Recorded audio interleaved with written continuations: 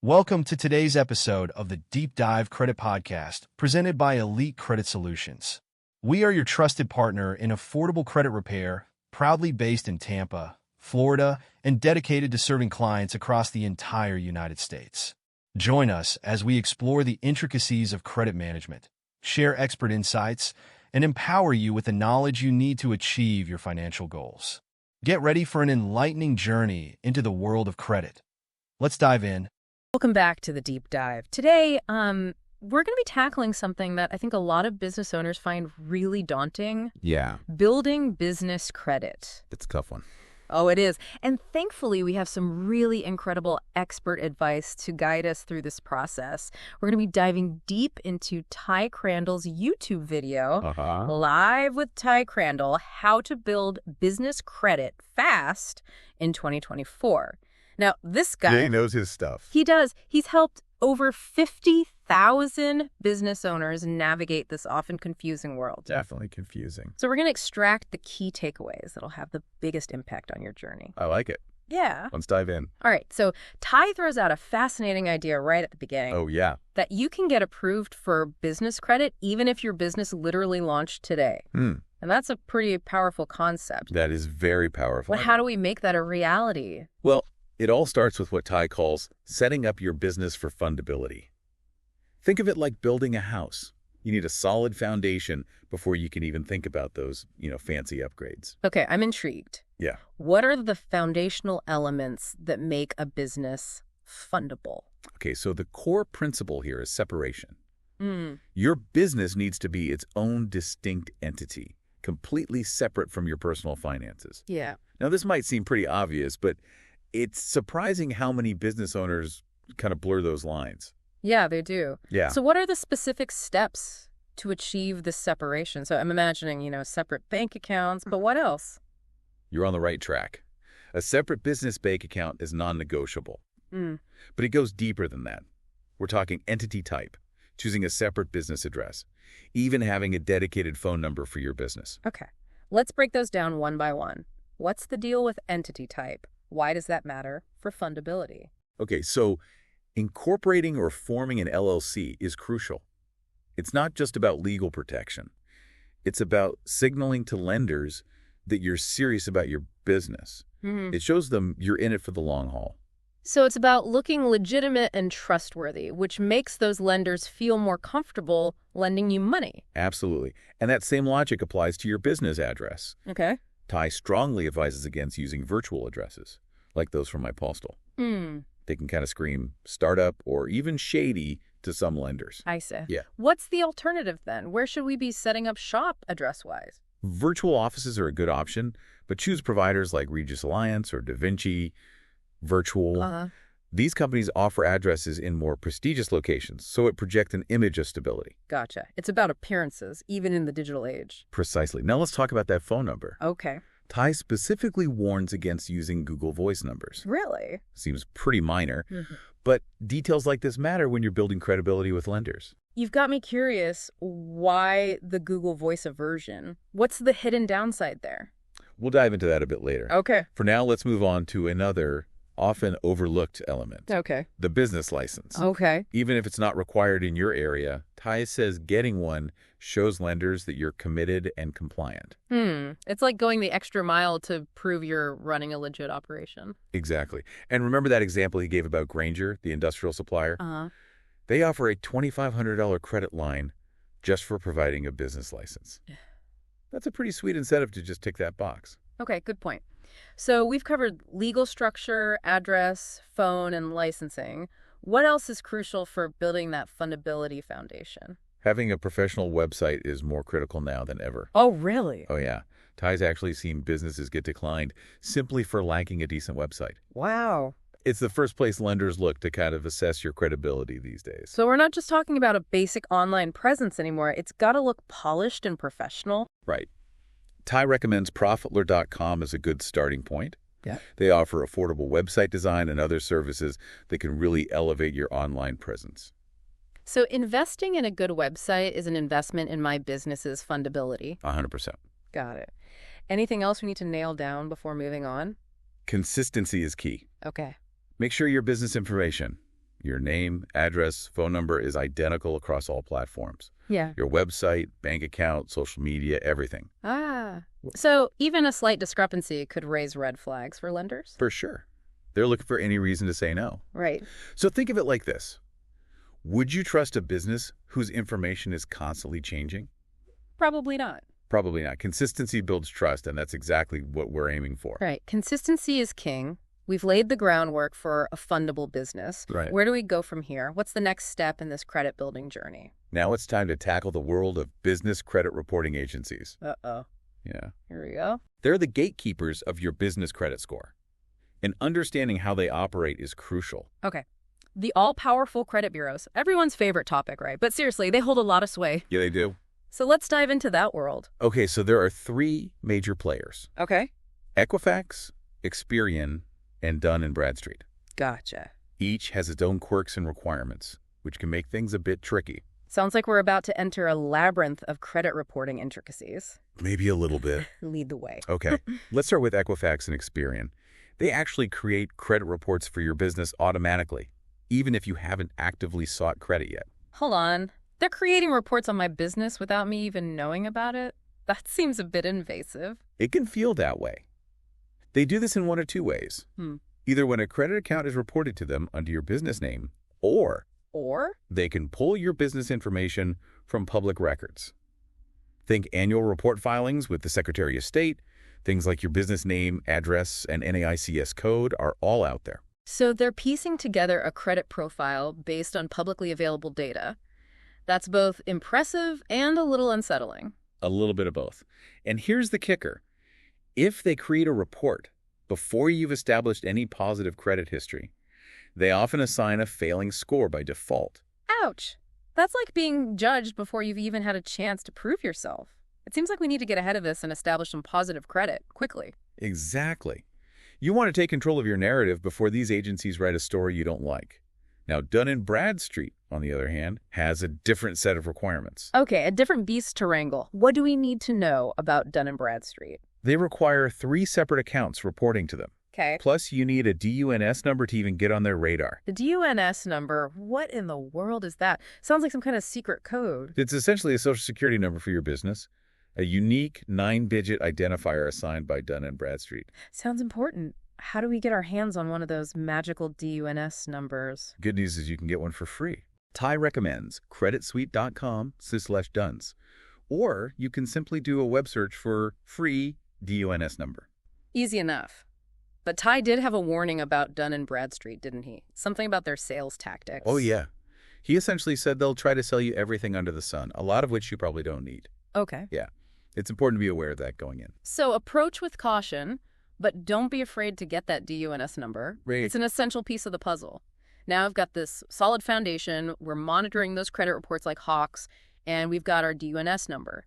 How do we actually start building that business credit? Ty outlines 2 main paths: starter vendors and something called credit line hybrid. Intriguing. Let's unpack these 2 avenues for building that initial business credit. What are starter vendors all about? They're companies that extend credit to businesses even with limited or no credit history. It's like a stepping stone into the world of business credit. Sounds perfect for startups or businesses that are just starting to build their credit profile. How do these starter vendors work exactly? So they typically offer net terms instead of revolving credit. So you pay the entire balance within a specified time frame, usually 30 to 60 days, rather than making minimum monthly payments. Okay, so it's like a short-term, interest-free loan. Mm-hmm. You get the goods or services, and then you have a set period to pay it off. No interest charges as long as you pay on time. Exactly. And the great thing about starter vendors is they usually don't require personal guarantees or credit checks. Okay. It's all about building that business credit from scratch. That's a huge relief, especially for new businesses. Are there any starter vendors you particularly recommend? Highlighted a few. Creative Analytics is fantastic. Okay. Because they allow you to build credit while growing your business. You can actually use their credit to purchase marketing services like Facebook ads. Brilliant. Kill 2 birds with 1 stone. I'm sold. What other starter vendors are on Ty's list? He also mentioned CEO, Creative for office supplies and company swag, Office Garner for general office needs, Uline for shipping supplies, and Grainger for industrial supplies. Okay, that's a pretty diverse list. So how do we get the ball rolling with these vendors? What's the process for securing that initial credit? It's usually pretty straightforward. You set up an account with the vendor, add the items you need to your cart, and at checkout, you select Invoice Me instead of paying immediately. No credit card required. I just get the goods and pay later. Yep. They'll ship the items, and then you pay the invoice when it arrives, usually within those specified net terms. It's a simple way to start establishing that positive payment history. Wow, that takes a lot of pressure off. But Ty did emphasize the importance of paying those invoices on time, right? Absolutely. Paying on time is crucial for building a positive payment history and establishing a strong credit foundation. It shows other lenders that you're responsible and trustworthy. Got it. Pay those invoices like clockwork. Now, what about this credit line hybrid option? What makes it different from the starter vendor approach? Okay, so credit line hybrid, or CLH, is more like a traditional line of credit, but with some key advantages for startups. Okay. It allows you to access larger amounts of funding, sometimes between $50,000 and $150,000, even if your business is brand new. Whoa, that's a game changer. But I imagine there's a catch, right? What's the trade-off for that kind of access? The main requirement is good personal credit, or a guarantor who has good credit and is willing to vouch for you. Gotcha. They're essentially mitigating their risk by making sure someone with a proven credit history is backing the loan. Okay, so it's not a complete free-for-all. But if I do have good personal credit, what are the advantages of going the CLH route?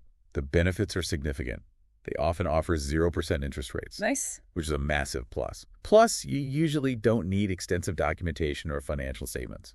And the best part, many CLH programs report to business credit agencies, so you're boosting your business credit profile quickly. So it's like a faster track to building business credit, Yeah, but with the added benefit of having access to substantial funding right away. absolutely. And starting with higher credit limits can also positively impact your future credit applications. Makes sense. It shows you can handle larger sums responsibly. Where can we learn more about this credit line hybrid program and see if we qualify?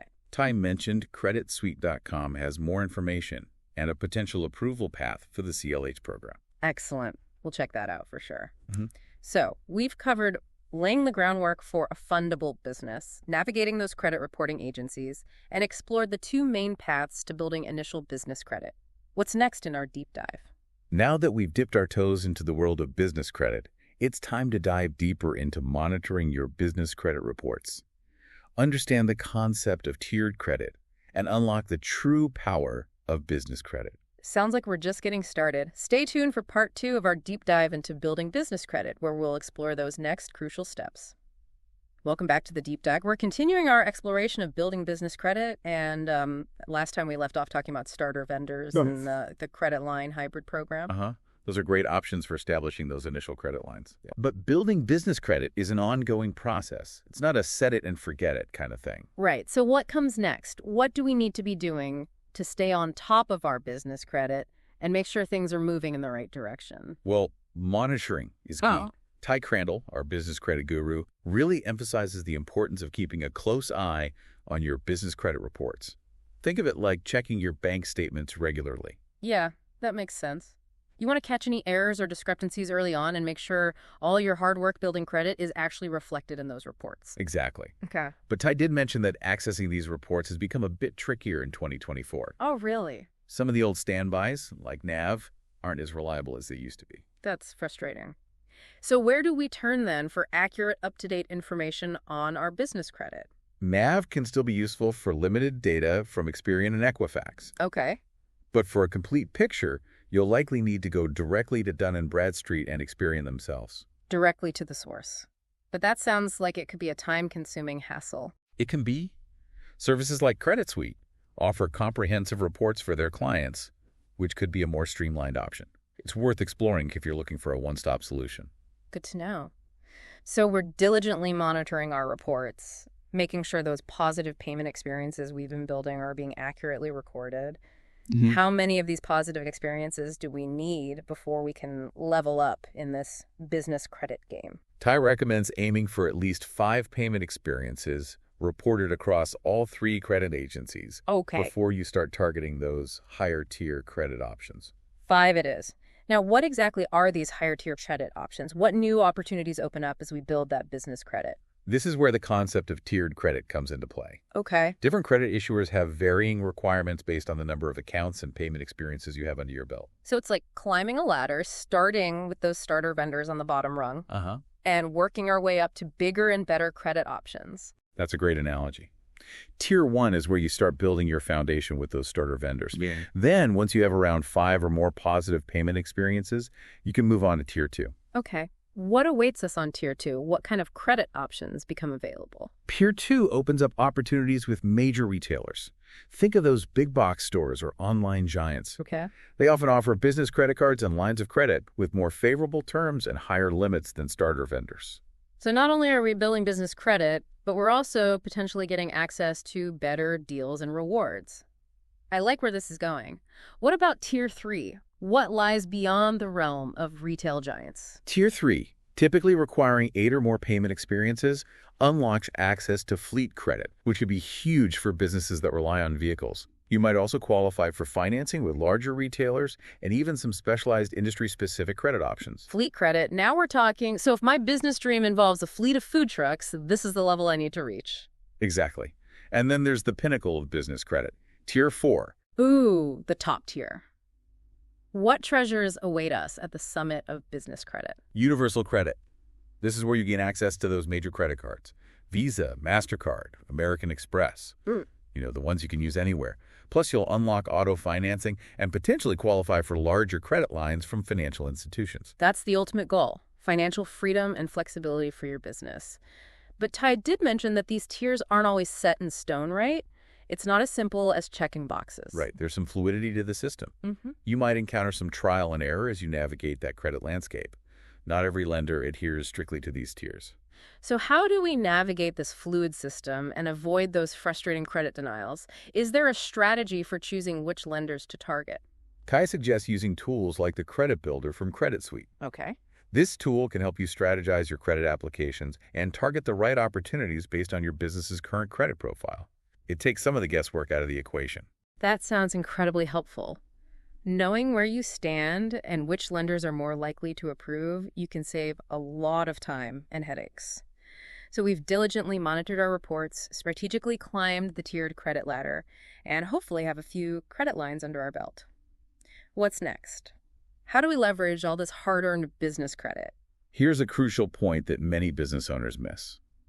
You need to actually use the credit you've obtained. Don't let those accounts gather dust.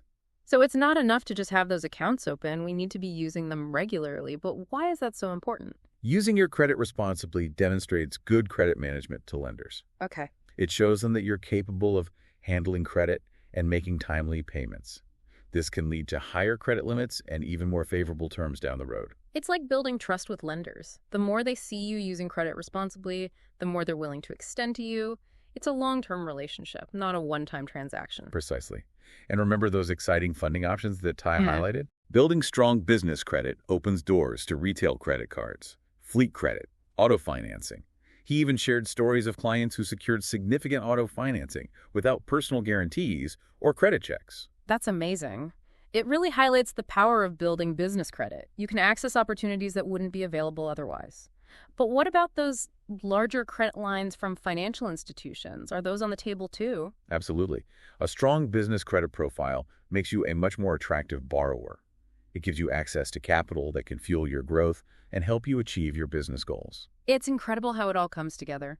Building business credit isn't just about getting those initial approvals. It's about creating a foundation for long-term financial stability and growth.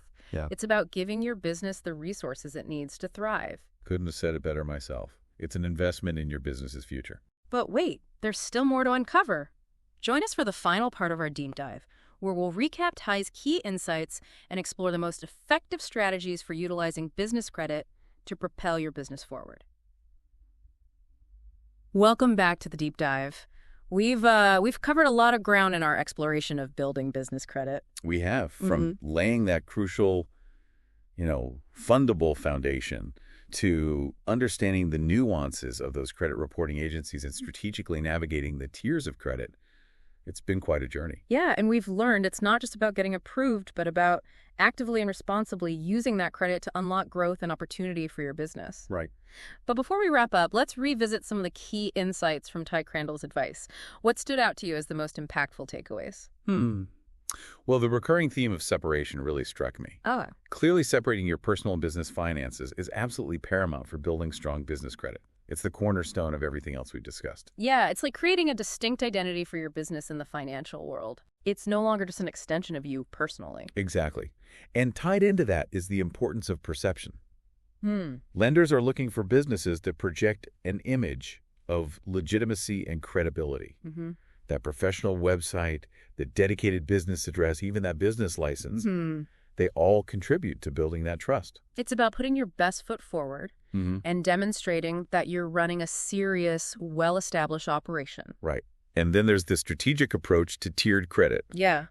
Understanding how to navigate those tiers and target the right opportunities based on your current credit profile is crucial for maximizing your potential. It's like a roadmap to guide you through that credit building process. Right. Helping you make informed decisions about which credit lines to pursue and when. Precisely. And of course, we can't forget the importance of actively using your business credit. Right. It's not enough to just have those accounts open. Yeah.